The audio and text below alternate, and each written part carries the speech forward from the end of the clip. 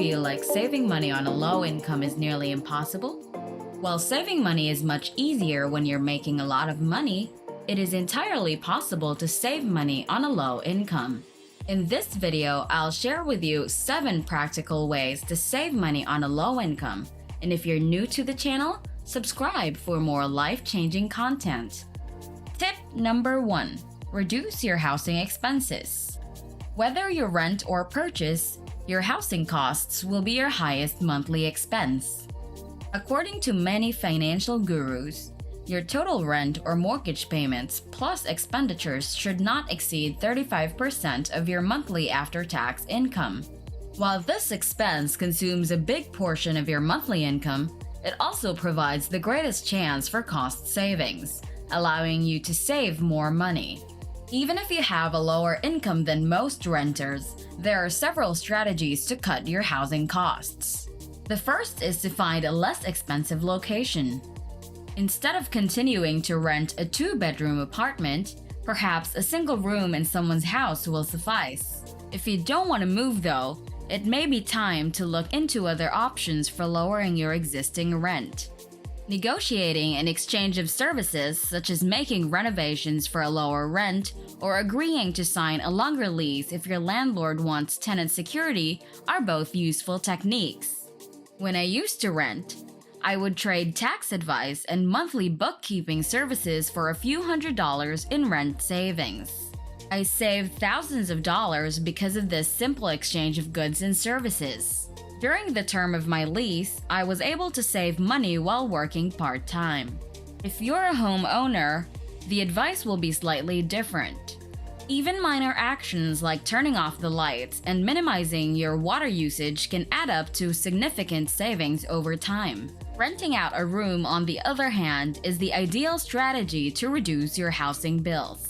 Renting out a room in your house can easily earn you a few $100s each month, which can help you pay off your debts and put more money in your piggy bank at the end of the month.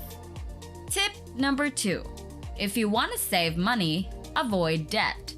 When your salary is lower than you would like, you must avoid debt at all costs.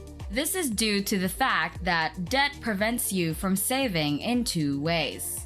To begin with, having debt entails making monthly payments.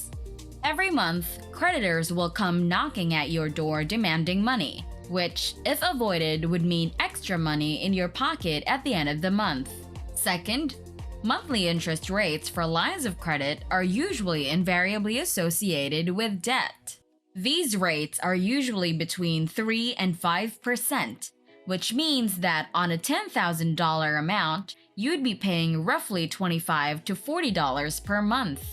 This may appear to be a modest sum of money, but when compounded monthly, it may quickly add up.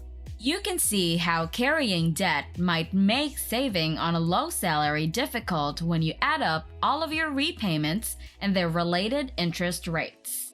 When it comes to credit card debt, the problem is only made worse. According to creditcards.com, the average interest rate on credit cards is 16.38% as of 2022, making going into debt a costly experience. If you have a credit card amount of $6,348, you're spending around $1,120.42 in interest to credit card companies. As a result, if you wish to save money on a low salary, you must avoid debt and the interest charges that come with it at all costs. Tip number 3. Restrict the amount of money spent for entertainment. We all want to have a good time, but for many people, this comes at a high price. Eating out, going to the bar after work, watching a movie, and other forms of amusement can break your budget. It doesn't have to, though. When I was younger, my major form of entertainment was going out to the club with my friends, but most nights were too expensive due to the cost of taxiing to and from the bar, purchasing drinks, and paying cover. As I grew older, my focus turned to increasing my income, but I didn't want to miss out on social opportunities with my friends. This inspired me to come up with innovative methods to spend quality time with my friends without breaking the bank. Going for walks with my friends is one of my favorite alternatives, and I've also considered holding dinner parties at home rather than at a restaurant, and watching a movie on Netflix rather than going to the theater. In short, we all need to have fun, but we don't have to spend a fortune doing it. Tip number 4. Know the difference between wants and needs. There's no denying that spending money makes us happy, but when you're on a tight budget and want to save, you need to be able to tell the difference between wants and needs. You might want to upgrade your phone to the latest model, but you probably don't need to, and you might want a new shirt to wear out this Friday, but you probably already have enough of fine clothes. When you don't have a lot of money, you have to be extra careful and spend only on necessities. So, where should the boundary between want and need be drawn? I consider anything that pertains to my survival to be a need. In their most basic form, these are items like food, clothing, shelter, and transportation. Buying a Ferrari is certainly transportation, but taking the bus takes you from point A to point B as well. Want items are anything that does not fit into your necessities category. This includes anything that is a logical extension of your existing possessions. For example, suppose you wanted to update your phone to a new model solely to gain a camera with 2 more megapixels. Of course, you can't always keep your spending to a bare minimum, so here's what I recommend if you do want to splurge on something. Set a financial goal for yourself, such as saving $1,000. Once you've met your target, you can go ahead and buy the thing you've been eyeing. This method is beneficial for 2 reasons. It helps you create the habit of setting financial objectives in the first place, and it also allows you time to consider how badly you want the item. We frequently make spontaneous purchases and then experience buyer's remorse shortly afterward. So, if you want to save money on a low salary, you must be able to distinguish between wants and needs. Tip number 5. Spend your grocery money wisely. The average monthly grocery bill for a family is estimated to be around $1,000. As a result, it is usually one of our larger monthly expenses. However, with some forethought and the tactics I'm going to share with you, cutting that number in half is not unreasonable. Planning your meals ahead of time is the first step toward lowering your monthly grocery spend. This will not only be beneficial to your health, but it will also ensure that you only purchase what you actually require. We waste a lot of food, whether we recognize it or not. According to a report published in Science Daily in 2021, Americans waste an average of a pound of food every day, which, if avoided, may result in significant grocery savings. Aside from reducing waste, planning ahead allows you to take advantage of sales. That means your weekly shopping bill of $250 can easily be reduced to $200 or less, putting extra money in your pocket at the end of the month. The second way to save money on groceries is to eat less meat. Meat is by far the most expensive food item available, making it an easy target when seeking to cut costs. Now, I'm not suggesting that you become a vegetarian to save money, but by reducing your meat consumption or replacing it with cheaper alternatives such as beans, you can substantially reduce your grocery spend. Last but not the least, just bring cash to the grocery store to save money on groceries. All too often, individuals arrive at the grocery store hungry and eager to fill their shopping carts, aided by the seemingly limitless potential to spend on credit. Instead, plan ahead of time and only bring enough cash for the items you need, so you don't let hunger get the best of you. Tip number 6.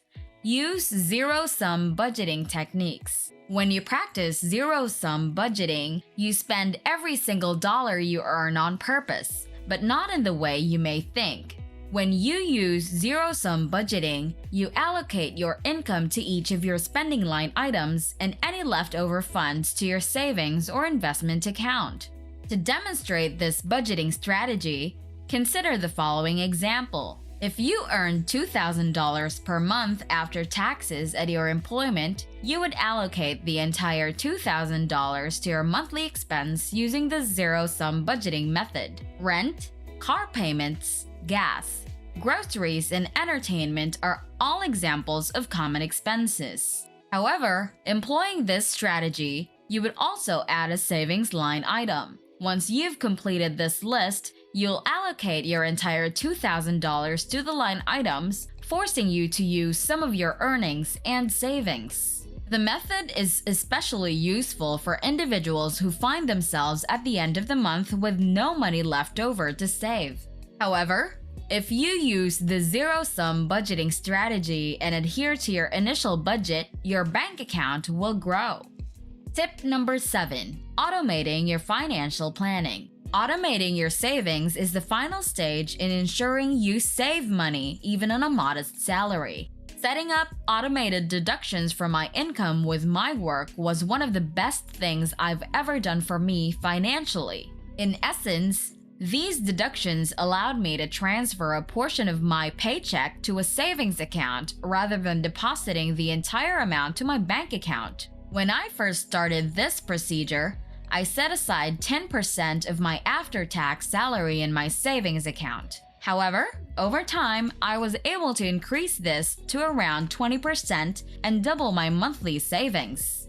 Now, I believe there are two main reasons for the success of this saving strategy. It initially enabled me to determine how much I wanted to save. In fact, you may use automated deductions to set your deduction to the amount you've set aside for monthly savings in your zero-sum budget, tying the two money-saving tactics together. Second, it freed me from the burden of having to save, allowing me to focus on other vital matters such as strengthening my abilities in order to earn more money. Making more money is the #1 way to save more money. I often say if you have a sound saving strategy in place. And by freeing up mental bandwidth, I was able to take on more freelancing work, making more money, and as a result, increasing my savings. Thanks for watching. If you want to upgrade your life from what you have to what you deserve, click the subscribe button now.